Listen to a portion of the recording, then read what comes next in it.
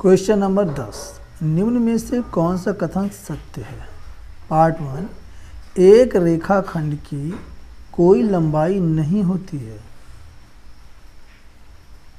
Question 10 part 1, ये जो कथन दिया हुआ है एकदम से असत्य है, क्योंकि रेखाखंड की एक निश्चित लंबाई होती है। तो यहाँ पार्ट 1 में हम लिखेंगे असत्य, जो कथन दिया है वह असत्य है। सेकंड पार्ट में एक रेखाखंड का एक ही सिरा होता है, गलत बात है। एक रेखाखंड इस प्रकार से होता है, तो एक सिरा इसका ये वाला होता है, दूसरा सिरा ये वाला होता है। तो कितने सिरे होते हैं? 2 सिरे होते हैं। तो ये जो कहा है एक रेखाखंड का एक ही सिरा होता है, असत्य है। तो सेकंड में भी हम लिख सकते हैं कथन असत्य।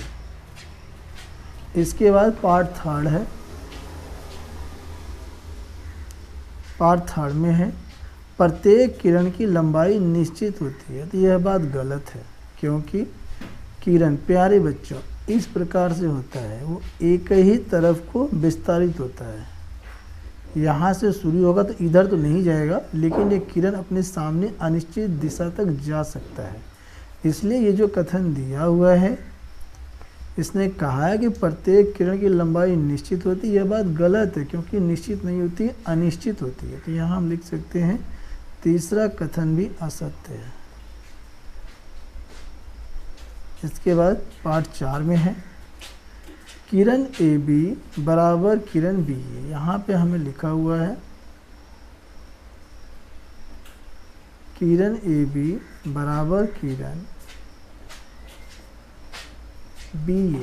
ये बात भी एकदम असत्य है, क्योंकि एक किरण है जो ए से बी की तरफ को विस्तारित है। ए से ये जा रही है और ये बी की तरफ को आगे तक निकल रही है। दूसरी किरण क्या है?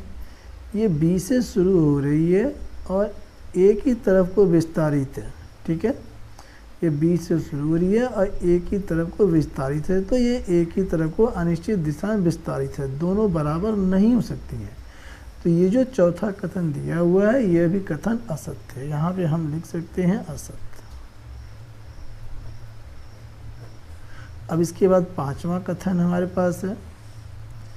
इसमें कहा है 2 विभिन्न बिंदु सदैव एक रेखा को निर्धारित करते हैं। तो ये बात सत्य है प्यारे बच्चों। 2 बिंदु रहेंगे, एक बिंदु ये है, एक बिंदु ये। विभिन्न माने अलग अलग, इन दोनों को मिला देंगे तो एक रेखा बन जाएगी। ये बात एकदम से सत्य है। यहाँ हम लिख सकते हैं सत्य। 6वां पार्ट और इसका अंतिम पार्ट है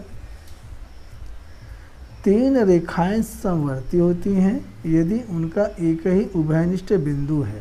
प्यारे बच्चों, तो समवर्ती रेखाएं इस प्रकार से होती हैं कि एक बिंदु होता है, उससे एक रेखा ऐसे गुजर रही है, दूसरी रेखा ऐसे गुजर रही है और तीसरी रेखा ऐसे गुजर रही है। यानी एक ही बिंदु से वो तीनों गुजर रही हैं, इसलिए ये तीनों रेखाएं समवर्ती हैं। तो ये जो कथन दिया हुआ है कि 3 रेखाएं समवर्ती होती हैं यदि उनका एक ही उभयनिष्ठ बिंदु है, यह पूरी तरीके से सत्य है। यहाँ हम लिख सकते हैं सत्य।